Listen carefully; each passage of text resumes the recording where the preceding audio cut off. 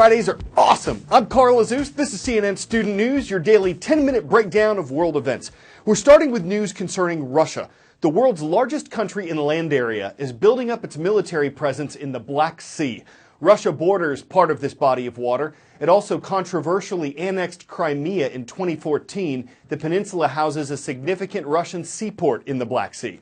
Also in the region, the U.S. has sent several F-22 Raptor warplanes to Romania, another border country of the sea. So what's the significance of all this?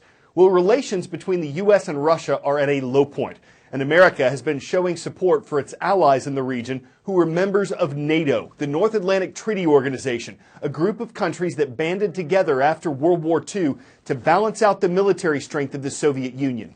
So a military buildup in the Black Sea is like an international show of power.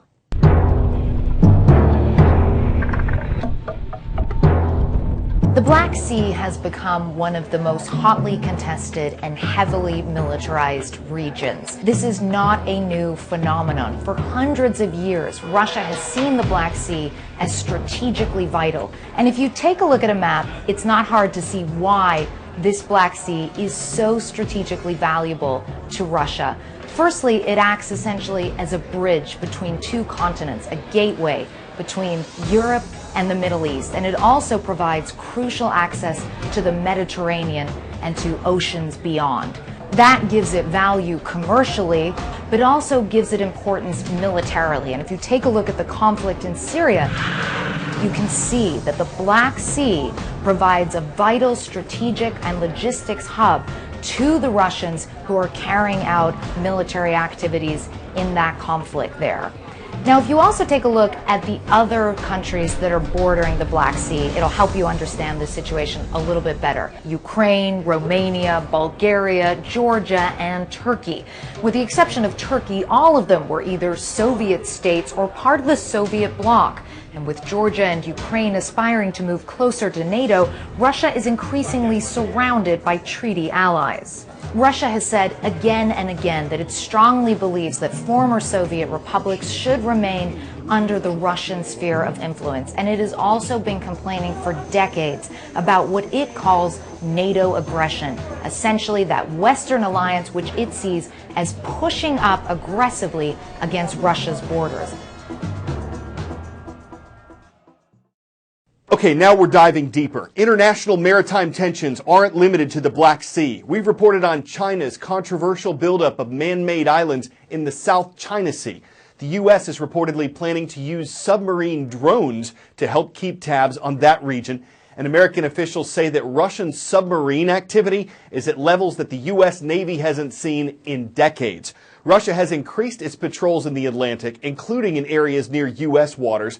So the American military is trying to keep its upper hand by developing subs like the USS Missouri. And CNN recently got the chance to climb aboard.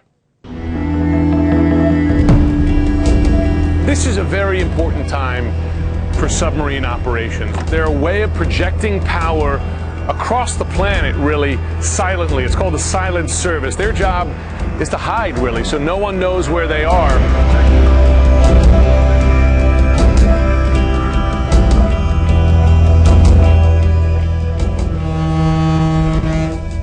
I'm standing on the bridge of the USS Missouri.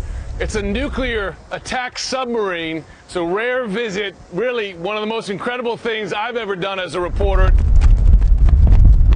We're going to show you what it is like to live and work on board here, where people sleep, where they eat, where they do their jobs. It's a dangerous job at times. Lock forward! The world has quite a proliferation of submarines, and the best way right now to find another submarine is with a submarine. The bad guys, whoever they are, have to assume that there's a sub within range if they were to do anything. Is that? Well, stealth is clearly, without stealth, a submarine could not do the missions it does. We were operating places where we didn't have to rely on an adversary being there to challenge us. Now that's changing. Understand warning! Since we're going out just on a training mission, most of these torpedoes are what are called practice shots. They don't have actual ordnance on them. But you look at the green ones here, these are actual live torpedoes. And anytime U.S. submarine goes out of port, it's carrying at least a couple of these for self-defense. The firing order is tubes 5 and 8. In the window, tube 5 and tube 8. Shooting.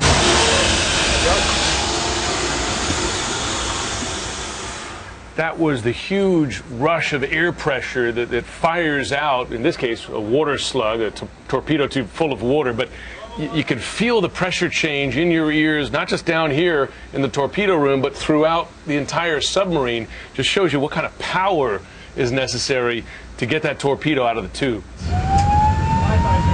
This is the beginning of what they call angles and dangles, a series of steep descents and ascents designed to show the full capability of the boat, but also to test the crew's readiness. You're hearing that alarm as we approach 20 degrees. We're going to get to a 25-degree angle.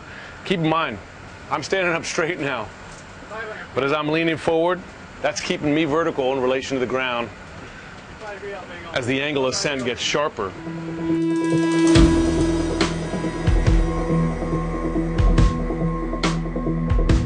Someone asked me today if U.S. submarine forces are preparing for war. We're not at war, certainly not with another power that has submarine capability. But yes, they are preparing every day for that possibility in case it were to happen. They want to be prepared, if called upon, to act.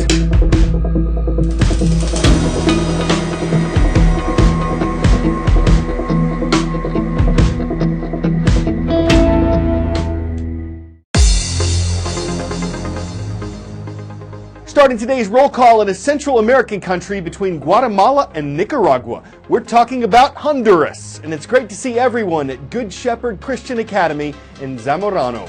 To the city of Toccoa, Georgia now. We've got the Indians watching today. Shout out to Stevens County High School. And in the U.S. Northeast, makes sense we'd make a stop at Northeast Middle School. It's in Bethlehem, Pennsylvania, the home of the Hornets.